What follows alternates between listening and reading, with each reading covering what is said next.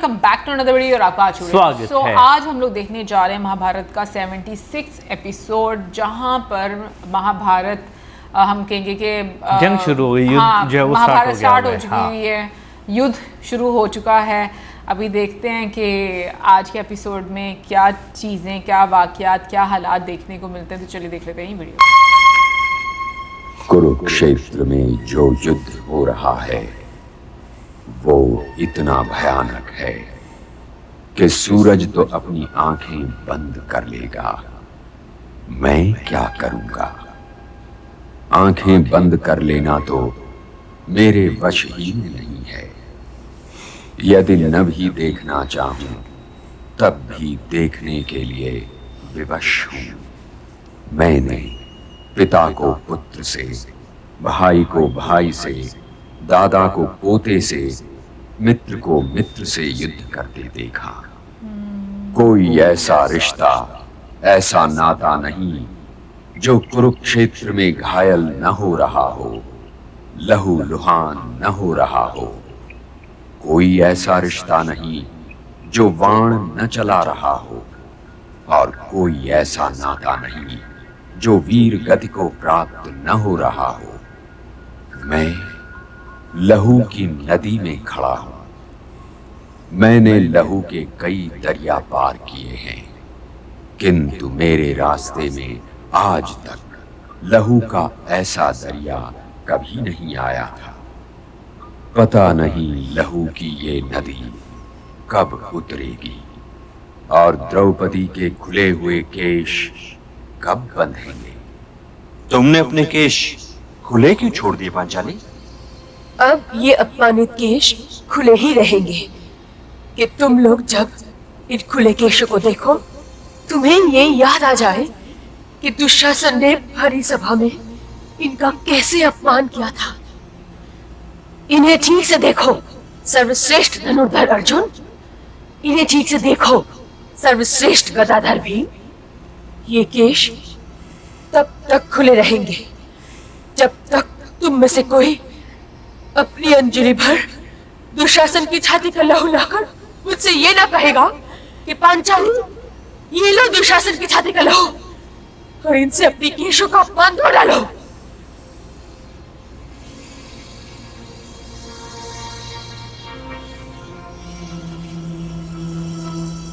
बधाई हो महारानी, बधाई हो। आप मुझे द्रौपदी कहा कीजिए महारानी। नहीं महारानी, मैं तुम्हें सरंदरी मानने की भूल कर चुकी हूँ। वो कोई भूल नहीं थी, वो तो उन दिनों की कठोर वास्तविकता थी। और महारानी, उन दिनों को भूल ही जाना ठीक है, किंतु आप मुझे बधाई काहे की दे रही थी? मैं बधाई इसलिए दे रही थी कि सुभद्रा नंदन अभिमन्यु ने गंगापुत्र भीष्म का ध्वज काट दिया और गंगापुत्र भीष्म ने प्रसन्न होकर अभिमन्यु को आशीर्वाद दिया। पितामह के पास देने के लिए घावों और आशीर्वादों के अतिरिक्त और है ही क्या? कुरुवृत्त जनों के लिए ये दिन बड़े काले हैं महारानी। उनके दिनों के सूर्य ग्रहण में हैं और उनके कोश रिक्त हो चुके हैं और उनमें आशीर्वादों की कुछ मुद्राओं के अतिरिक्त और कुछ नहीं रह गया।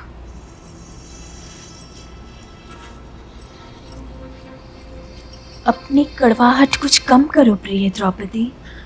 प्रयत्न तो बहुत करती हूँ, किंतु वे कड़वाहट कम होती ही नहीं। कभी भूल से भी मेरे हाथ इन केशों की ओर चले जाते हैं तो चल जाते हैं। ऐसा नहीं कि पितामह के लिए मेरा हृदय दुखता ना हो, बहुत दुखता है। मुझे उनकी बुलच्चित और विवश आंखें याद है, जिनसे उन्होंने कुरु राजसभा में वस्त्रहरण के समय मेरी ओर देखा था। उन लज्जित वृद्ध आंखों ने मेरे अपमान के घाव पर स्नेह लिप लगाने का प्रयत्न भी किया था। मैं उन आंखों का आदर भी करती हूँ और उन्हें प्रणाम भी करती हूँ, किंतु महारानी, क्या वे सचमुच ही नहीं जानते कि स्वयं उनकी प्रतिज्ञा भी कर्तव्य और धर्म से बड़ी नहीं हो सकती? अवश्य जानते होंगे, किंतु आज हस्तिनापुर में हवा ही ऐसी चल रही है जो धर्म के बड़े बड़े छतनार वृक्षों को धर्म के मार्ग से उखाड़ कर फेंके दे रही है। आचार्य द्रोण, कृपाचार्य, पितामह, इन महात्माओं को इस युद्ध में किधर होना चाहिए था और वो किधर दिखाई दे रहे हैं? मैं इनमें से किसी के वीर गति को प्राप्त होने की सूचना की प्रतीक्षा नहीं करना चाहती, किंतु मैं उनके वीर गति को प्राप्त होने की सूचना की प्रतीक्षा कर भी रही हूं, क्योंकि तब तक मेरे इन केशों के लिए दुशासन की छाती का लहू मिलना संभव ही नहीं।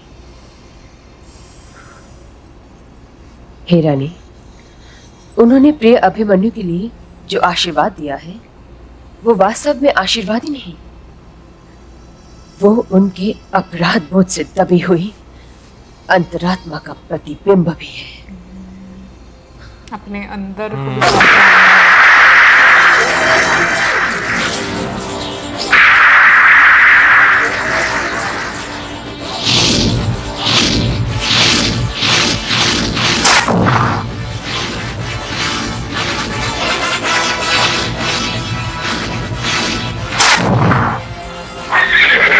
कोशिश है जितना कर सके करें।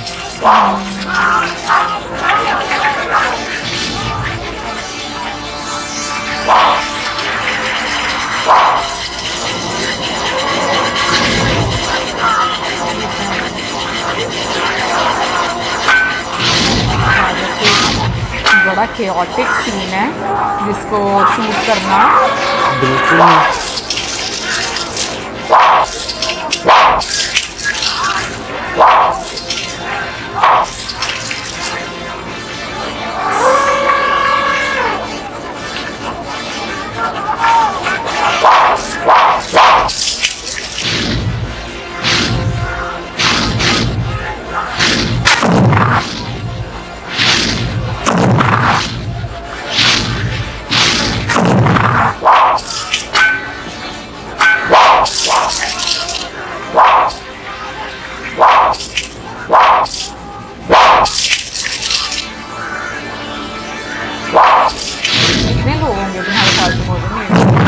लगता है कोई घर के पास तो होंगे। मुझे भी यही लग रहा है।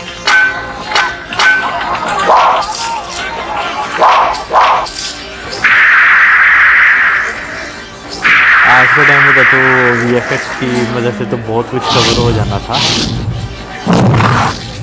शिकुनी मामा भी लगे हुए हैं, ये शिखंडी थे ना।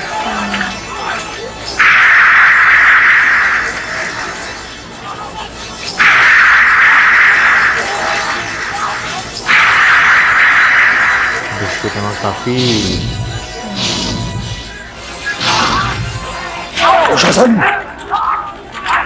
जाकर कुल गुरु आचार्य द्रोण और सारे योद्धाओं से कहो कि वे सब पितामह भीष्म की सुरक्षा की ओर विशेष ध्यान दें, क्योंकि इस युद्ध में अकेले वही हैं जो हम सबको विजयश्री का प्रसाद देंगे। इसलिए इनका सुरक्षित रहना बहुत आवश्यक है। जाओ।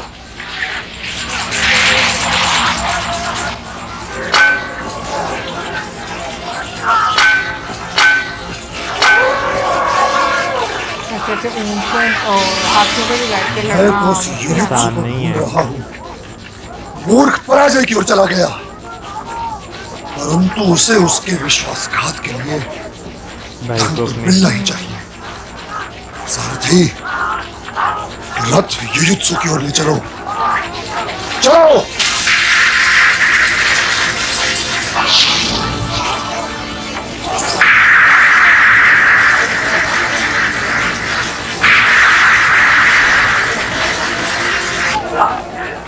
लगता है आज सुबह अस्त ही नहीं होंगे। पितामह के वाण हमारी सेना को यूं काट रहे हैं जैसे कोई कृषक अपना खेत काटता है। आप चिंता न करें महाराज, विजय सदैव धर्म की होती है। आपके पितामह योद्धा नहीं, कायर हैं। यदि वे योद्धा होते तो अपनी इच्छा मृत्यु के कवच को उतार कर रणभूमि में आए। अर्जुन के पास दिव्यास्त्र हैं, किंतु वो उनका प्रयोग नहीं करता। इस रणभूमि में केवल एक कायर है महाराज, और वो कायर है गंगा पुत्र भीष्म। वे जानते हैं कि वीर गति की प्राप्ति की ओर जाने वाला मार्ग तो बंद है। किंतु आप चिंता न करें महाराज, वासुदेव गंगा पुत्र के इस कवच की कोई ना कोई काट तो सोच ही लेंगे। उधर बड़ा जमाव है